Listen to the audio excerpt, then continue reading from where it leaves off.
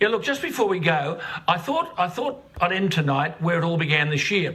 On radio this year, January 31 to be precise, I interviewed the Foreign Minister, Marise Payne, about why the government was allowing flights to pour in from China. We are an island continent.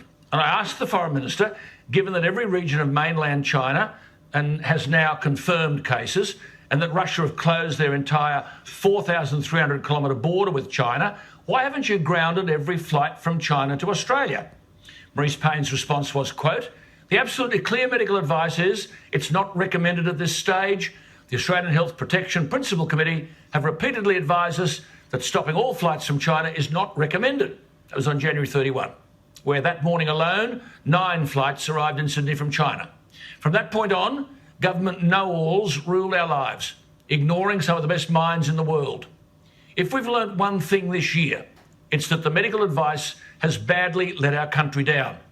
These medical officers were too slow to act, and when they did, the response was totally disproportionate to the nature of the virus. Repeat after me, 99% of the cases were mild. Thanks to political know-alls, our civil liberties have been stolen from us and our economy knocked into a coma. Our politicians, to compensate for their life-crushing measures, have engaged in historical and hysterical rhetoric in order to scare the tripe out of us, all of us. I have never seen anything so disgraceful, and I tell you what, I've been around.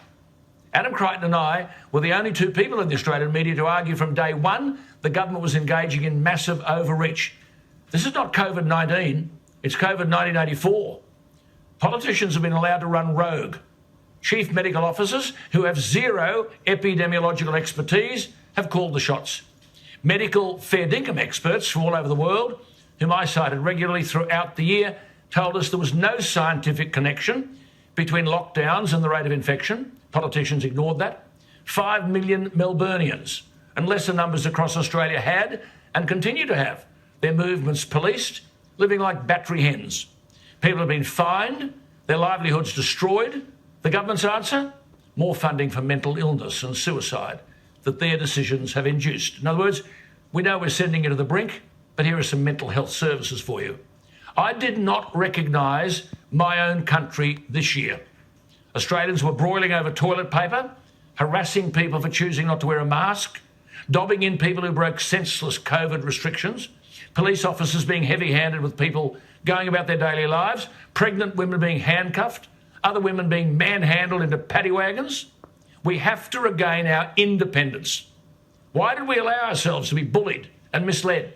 Yet governments still have our daily lives in a chokehold, not willing to hand our freedoms back to us. Neither Liberal nor Labor politicians have been on Team Australia.